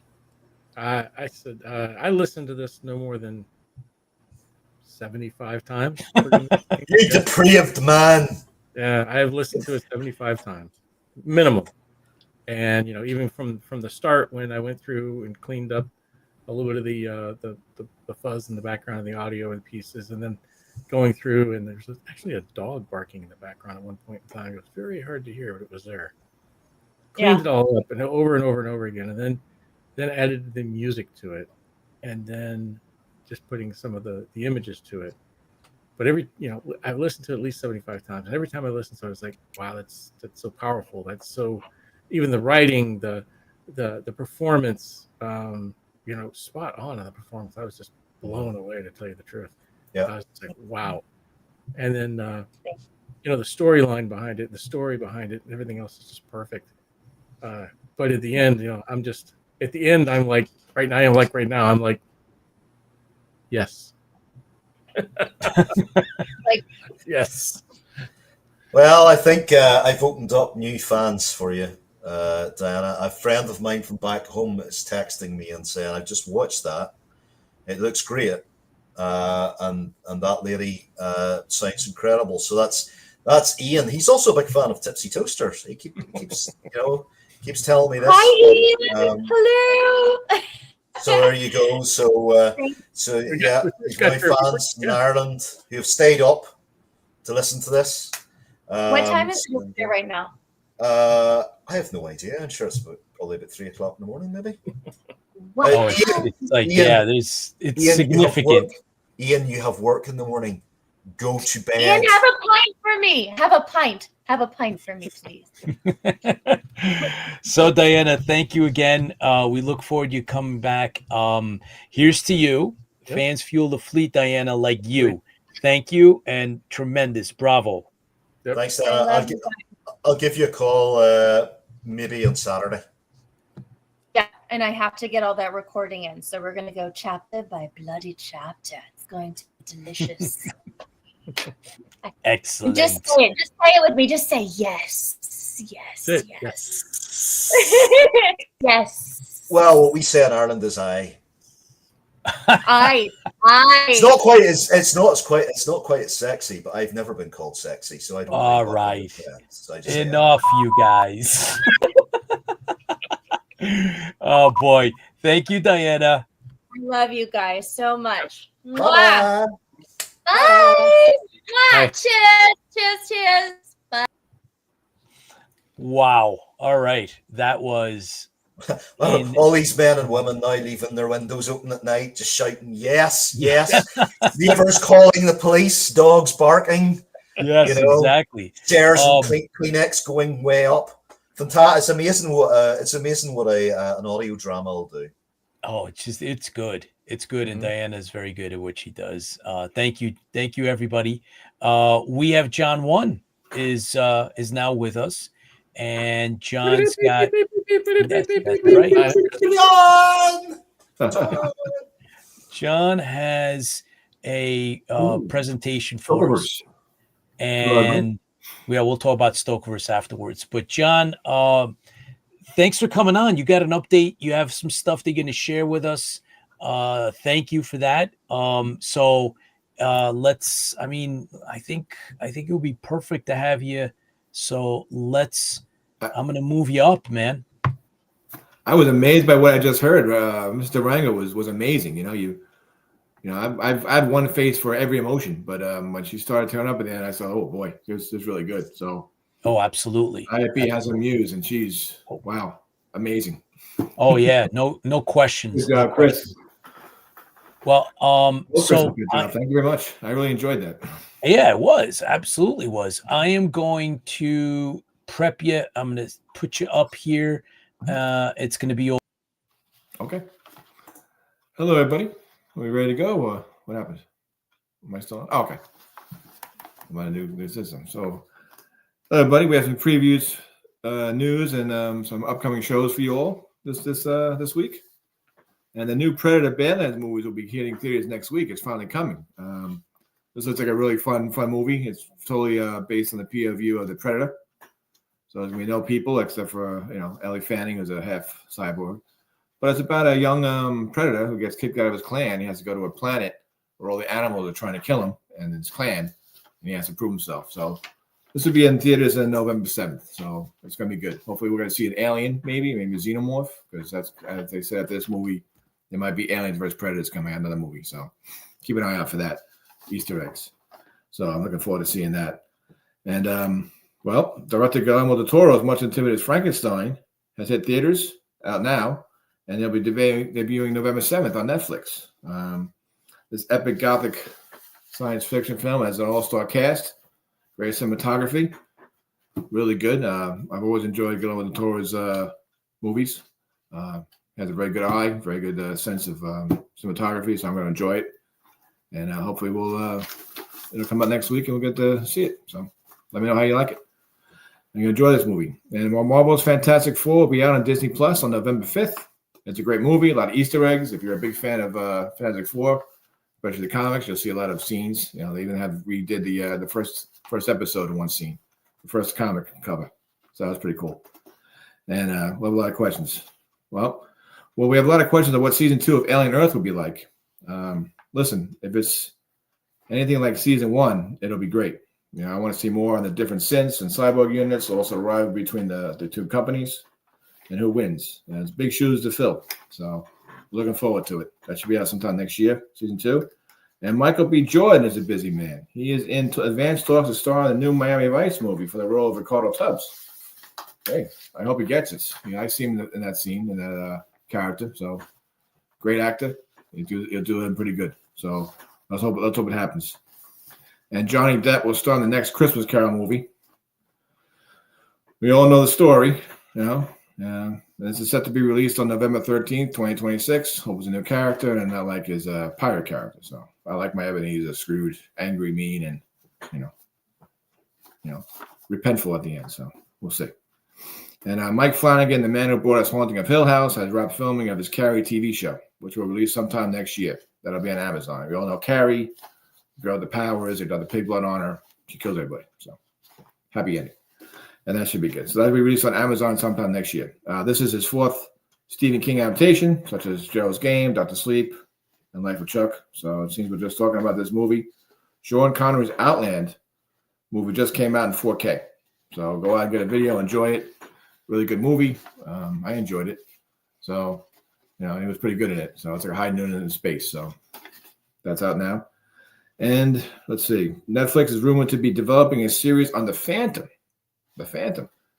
He's a classic hero who just got his comic book from Man Cave. If you haven't seen that comic book, issue 2's out this week. Very good story. Man Cave is great. So I like to see this happen. You know, I like to see this come true. And usually CBR has a pretty good info. So this might happen.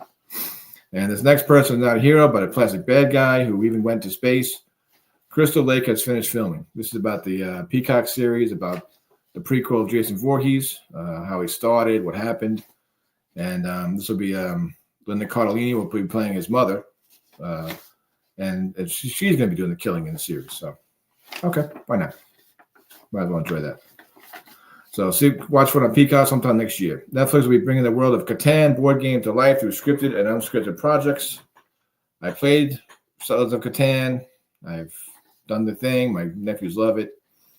I just hope the series will be better. Maybe I can stay awake or pay more attention to the series. But we'll see. Has anyone played the game? Let me know. I have once. Hopefully I'll enjoy the series. So we'll see. Well, I've been waiting for confirmation, and here it is. Transformers and G.I. Joe crossover TV series have been confirmed. The Energon universe is coming. This looks really cool. They're just in the beginning of productions, and hopefully this will probably land on Netflix or Amazon. But I'm looking forward to seeing this. So go Cobra. And we will let you know on any further information. Well, if you haven't seen Screenboat on Peacock yet, you're missing out. Steamboat Willie is coming back for a part 2, and Minnie will join him. So I guess the couple that stays together will stay together. Thank you. I'm all here all week. And that's it for me, everyone. Have a good night. Happy Halloween. And we had a great show tonight. I really enjoyed it. I'll see you guys next time. Cool. Yeah, Yes. really looking forward to Predator Badlands myself. I think that's going to be a damn good film. So let's see where that goes. Any particular favorites out of that lineup, John? Oh, I'm looking forward for the G.I. Joe and Transformer crossover. So I'm looking forward to that. I'm actually looking forward to the Crystal Lake series. So, and also Predator. I want to see Frankenstein too. Yeah, all good picks. Yep. Yeah, absolutely. Thank you, John. Appreciate everything that you put up for us too. So look forward to some of those films, and then maybe we'll do a little bit of review. I know Tipsy, you're did you see Steamboat? Because that seems like something you might no, No, not I don't yet. think so. I've been trying to get to the theater to see Aries. Gotcha. Yeah. That's mixed yeah, reviews on that, but yeah. All right. Good enough. Maybe it's on Peacock now, guys. If you want to see it. Oh, perfect. Well, I actually quite like Tron Ares. I went in with very, very low expectations, and I took it as not really part of the Tron. I even said that to Bruce Boxleitner. I said, like, it says Tron, but you're not in it, and you're Tron. But do you know what? It's an all right sci-fi action film. It doesn't deserve the hatred that it gets. Okay. Well, we'll see. We shall see. All right, John, thank you again. And we'll catch up. We'll catch up for sure. Okay. There you go, sir. Yep. Thank you. Thank you. Good night, buddy. All right. So we're gonna do our convention update with Erika, our convention chat. So Erika's in the green room, and Erika is now with us. Hello, Erika. Hey guys. Hey Doc. Hello. Happy Halloween, almost. Happy Halloween. She's the only one who's dressed up tonight, evidently. I did it for Doc. Well, look, I think it's more authentic, right? We get everybody in uniform and, you know, representing, and hey, look, it's great, especially when you're talking about conventions, right? Because this is what you're going to be wearing at the conventions. It is. Well, this, and I'm working on a commander's uniform, but that's taking some time. So that'll be debuted in the spring. So what's on the agenda? What's going on, Erika? Convention-wise, I have 4 different ones for you guys. Okay. One of which I'm going to this weekend. My hometown in Fort Riley, Kansas, has the Military Hero Con on the 8th and 9th.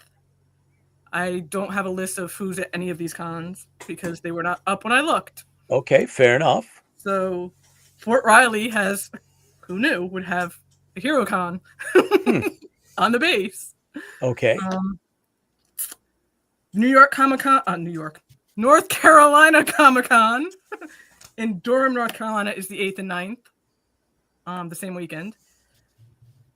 For our friends down under, and I know I talked to Baz and he said he wasn't going to be able to make it because he doesn't have a truck to pull the Viper. Oh. There is the Supernova Con in gaming on November 7th through the 9th in Brisbane, Queensland, Australia. Okay. And the one I am going to is a one-day. It's Eastgate Comic-Con's fall show. It's all comic books and toys and all sorts of weird doodads. Excellent.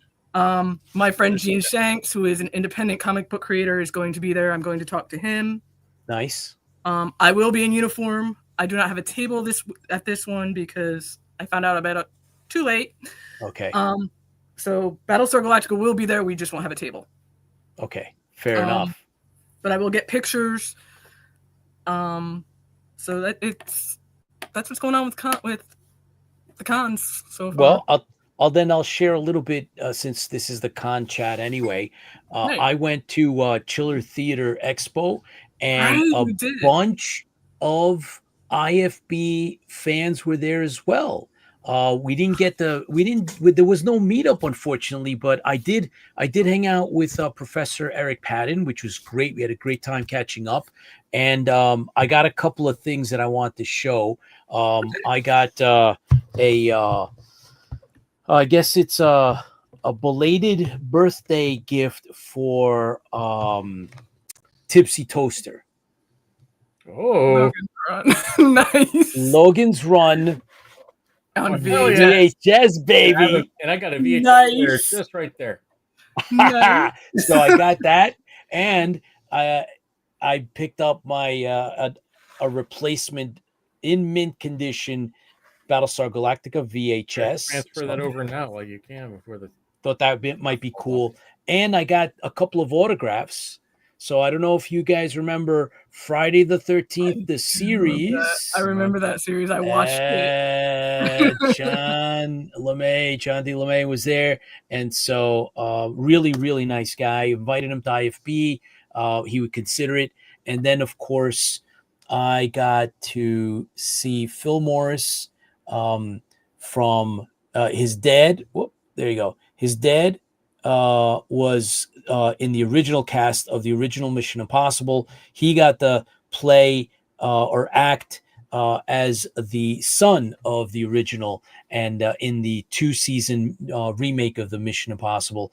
And he was also in the original Star Trek as a child actor, Voyager, Next Generation, Seinfeld, and just a really great guy.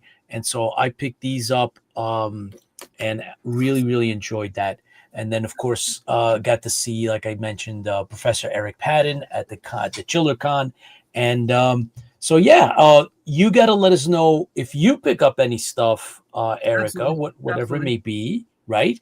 And then, fill us in on, the after action on your trip. Yeah, it's in Greensboro. It's a one-day thing near the airport. Cool. They do it twice a year. I love the little the little. I love the little cons. The big cons make me so Oh, tired. absolutely. They make me so Absolutely. tired. Little cons sometimes can be some of the best cons. Oh yeah. Oh, So, yeah. You meet the coolest people. You meet the coolest people at the little cons. Oh, yeah. I'm friends with one of the guys from the Southern Belle Ghostbusters. Cool. So it's a lot of fun. Well, thank you, Erika, for coming on and doing the con chat with us. Love doing that. So, just start, putting together all of these little, maybe index card, all the things that you're going to be doing from now till the next time you come up, and we'll talk again. Love it. I need to do the index card thing. Cheers to you. Cheers to you. Cheers. Thank you, Erika. We'll see you next time. Thank you. And then there were three. Way cool. So, Doc, we have definitely unfinished business here. Oh yes, this is our final segment of the show. I think Shane's waiting to be brought on. Yes, he is. So we're going to talk a little bit about Shadows of the Stuckerverse. Okay. And an upcoming Kickstarter that Shane and I are doing as well, from something that we've created together. Okay. So let's bring him on. Yeah, I'll bring him on. Shane's waiting. He's ready. Bam! Like magic. Howdy, guys. How's it going? Hello. Shane, how are you? Thank you for staying up and jumping on IFB. Appreciate it. Thank you. No problem. And happy Halloween, as it is Halloween here now. Yes, it is. Happy Halloween. It's like time travel, right? Yeah. Oh, man. I'm living in the future. Yeah. Yeah. That's it. Yeah, it's nearly 2:00, so yeah, it's been Halloween for a while here. Actually, That's all right. The novelty's already wearing off. Yeah. Well, at least you haven't really knocked on the door yet, though. That's exactly. I was about to say that. 2:00 in the morning. Yeah.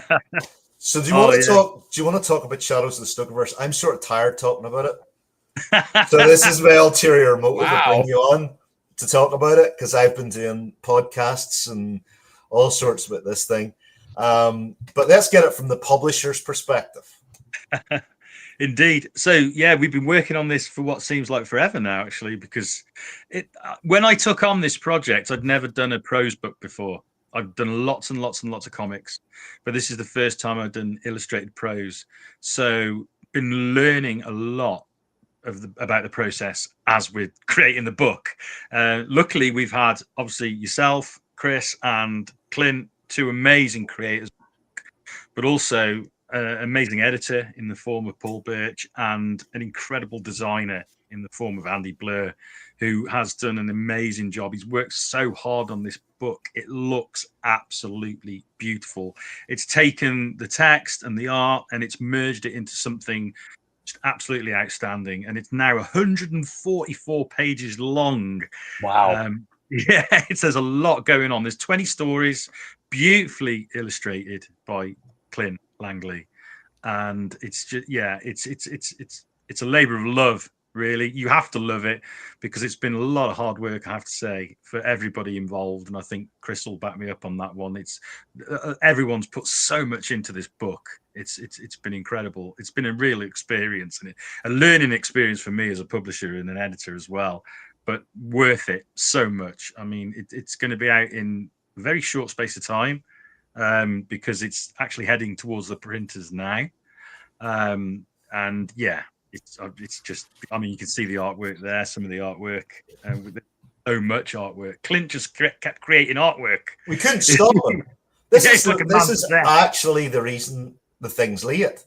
So we kept saying, I want to put this in, I want to put this in. And we're looking at this thing and saying, you know, Jesus, this is 100 pages. What the hell do we do here? We just said, get the bleeper ready. Who's got the bleeper? I got it. Ready? Just said. All right. Okay. Well, let's put the extra 44 pages in for the fans and for the people who were good enough to back it. And yes, that's why it took a little bit longer. But we want your dollar, your pound to go that little bit further with our products. And once you see it, you'll know it's been worth the wait. In fact, we got nice blurbs from horror maestro Mort Castle and Peter Hogan as well, who was on earlier. He had a question for us to ask you, Shane.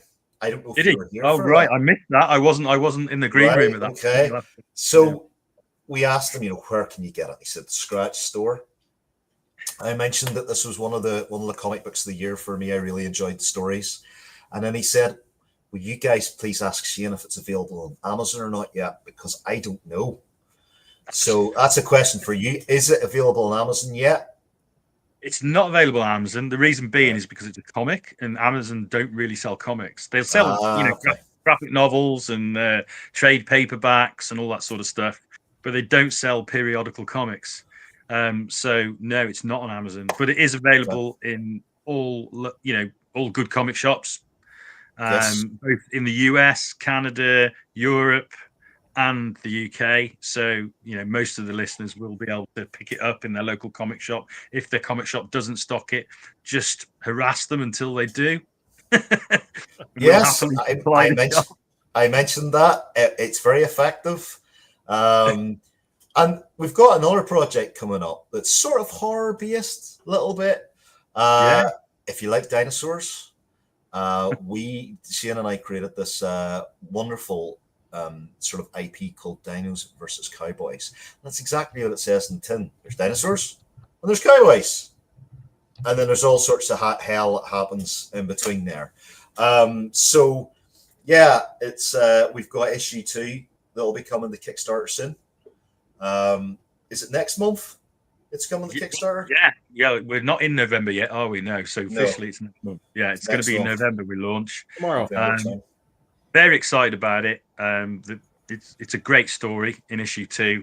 It's very different to issue 1 actually, because issue 1 sort of set the scene of like how the dinosaurs arrive and what's going on here. How can dinosaurs and cowboys inhabit the same world? So issue 1 sort of handled that, but now we've got a story where dinosaurs have been reintroduced for a while into this sort of alternative history, and the people have started to adapt, but they're not quite there yet. And the dinosaurs are sort of having their own way, and it's pretty horrific at times when the dinosaurs attack a town. But this story is really character driven as well. I really like what you did with this. Thank you. Yeah, I've went darker with it. I mean, I went pretty dark. As dark as I don't want. It's not like Stoker vs. Dark, but it's it's a nice sort of Western thriller in amongst all the dinosaur action. So I'm excited to see the artwork for it. I love working with you on the IP. It's it's very exciting, and we've Dark Legacies issue 3 as well. It's on its way. Using that as we speak, actually. Yeah. Amazing stuff. I mean, it's working with these guys is incredible. On the Dinosaurs book, the new one, is a chap called Ken Hooper. Now, if anyone Googled him, they'd find that he actually used to work for DC Comics. I think he did some Aquaman, actually. That's a great character, Aquaman. But great artist. Discovered him quite recently, actually. Very good style. Very. It's almost realistic at times. In comics, you have a lot of stylistic stuff, but his approach is almost realistic, which lends itself quite well to this because the story is fantastical. So you need something to sort of ground it a little bit when the art does that. It's quite a violent story as well. This one, isn't it, Chris? It's even more. one. You I know? wrote the bloody thing. I mean, of course, it's going to be violent. I mean, except kids' books. The kids' books I am very careful about, but it's usually pretty violent stuff. Yeah, I mean, look, if he does the blood well and the insides well, we'll be laughing. It's a real sort of action-packed, and it's got a little bit of a sort of detective element to it as well, because there is a sort of murder mystery going on. Although you pretty much know who the bad guy is from the first. Well, we do a Columbo. Essentially, we sort of do a Columbo. Columbo, there we go. Yeah, there you go. So much, man. Appreciate it. We always have a good time when you drop in. We look forward to having you again. Just keep us posted. And you drop in, let us know what else is going on, and get that werewolf. What is it? The werewolf cover. I think is John 1 says you had him on the werewolf that was drawn for the project. So he's looking forward to that. Make sure he gets the soft cover version then, because that's the cover to the soft cover. All right. Yeah, it's a beautiful piece of work from Clint. And I just want to say as well, Chris, I was listening to the audio drama there. Brilliant writing, mate. I've not heard it before. And I was watching it and I was just thinking, it's some great writing. Well, for legal purposes, I must once again say that is not part of the Stokerverse. It's part of a brand new Dracula universe. Yes, it is. Where there's sex. And, that's the least erotic way to... And there's a lot of that as well. There's a lot of that. But, that's the least erotic way to put the tone of the thing. It's great. I take my work seriously. I never take myself seriously. But no, thank you. I really appreciate that. And it's who knows, there might be a comic series coming. I was watching it and I was thinking that could make a great comic. And Diane's English accent, brilliant from a Brit. Yeah, there you go. Yeah. Shane, here's to you and all of your work, your projects, continued success. Happy Halloween, and we'll see you again on the next visit. Thanks a lot, guys. Always a pleasure. Very welcome. Excellent. All right. So we have a project of yours. Doc. Oh yeah. Oh, I forgot about this. Yeah, you ready? Go for it. Okay, so I am going to set this up. I'm going to set this up. Get ready, because there's a video that goes. I designed this puppet in January at my mother-in-law's house, and there we go. Greetings, mortals. My name is Vlad Jr. What a lovely little world you have here. So many sights, so many smells, so many tastes. Wah! No worries, little kitty. I'm a born adventurer and over 200 years old. I feed only on travel and adventure. See you soon, my lovelies. Whoa, what was that? Well, I created this because there's another kids series coming out called Monster Kids, and that Crystal, our publisher for Monster Kids, Joe wanted to create puppets for these things. So Vlad Jr. is one of the characters. We have a mummy character, a young mummy character who we've called Manny Bandages. Okay. We've got a Frankenstein Jr. who was very lonely, so he created his best friend out of doll parts, and she's just called Frankie. And we've got Wolfie, who's obviously kid of the Wolfman, and they all kind of have adventures together. And it's about teaching kids that it's okay to be afraid of things. Each of them have different fears, and Crystal are really working hard on the kids stuff and trying to get children involved by creating little TikTok videos like that, and YouTube videos. So I had slightly forgotten about that one. Well, there you go. A little reminder. How about this? Oh yeah, I didn't forget about this. So first time anybody's wanted my face as the cover of a book. So the Cyberons are a distant cousin of the Cybermen from BBC's Doctor Who. So they're part of the sort of Doctor Who spin-off series. Cyberons were created by Bill Baggs, and I was very fortunate enough to have Bill let me write this military sci-fi story about humanity's battle against the Cyberons. Tipsy would love it, but Tipsy would be on the wrong side of it. But wait, wrong side. Yeah, he's on the robot side, man. Come on, he's on the robot side. Wrong so side? it's this is due out very soon. I think there's an audio coming with it as well. But it's a nice cover. I really like this one. Well, there's another one here coming up. Bam. Oh yeah, another. I'm all over this. Yeah, another Doctor Who project that I'm involved with. Sarah Jane Smith, roving reporter too.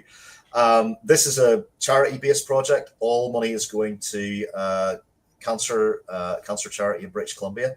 And Sarah Jane Smith was the 4th and 10th Doctor's companion, and she had her own show called the Sarah Jane Smith Adventures that came out, I think, in 2006, until Liz Sladen passed away.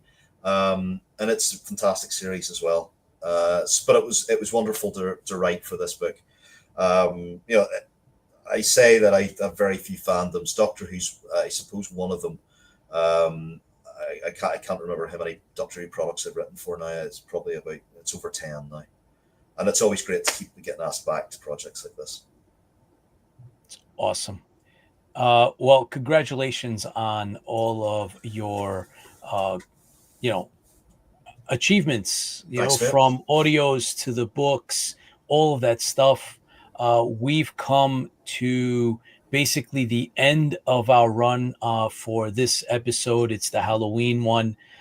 Before we close, gentlemen, we had the privilege to actually get to know and to work with someone who was not only an award-winning sci-fi author, but a friend who participated heavily with us, supported us in many different ways, both in our projects, The Stranded Warrior and the Tower Protocol. Unfortunately, he is succumbed to cancer, and his passing was announced today. So we dedicate this show to Dorian Keyes, Dorian Congoli, who was finishing up his NY-PD career and looking forward to retiring in a couple of years, but did not make it. I considered him a very good friend. I knew him through family, and then his family and my family actually knew him and his wife. So I have a link to him that goes just beyond our IFB family. And I just hope that he rests in peace, and that his legacy continues, that his memory be eternal. And we dedicate our show today to Dorian Keyes, Dorian Congoli. So, gents, I think a toast to his memory, and we wish him and his family the deepest of sympathies. Take care, everyone.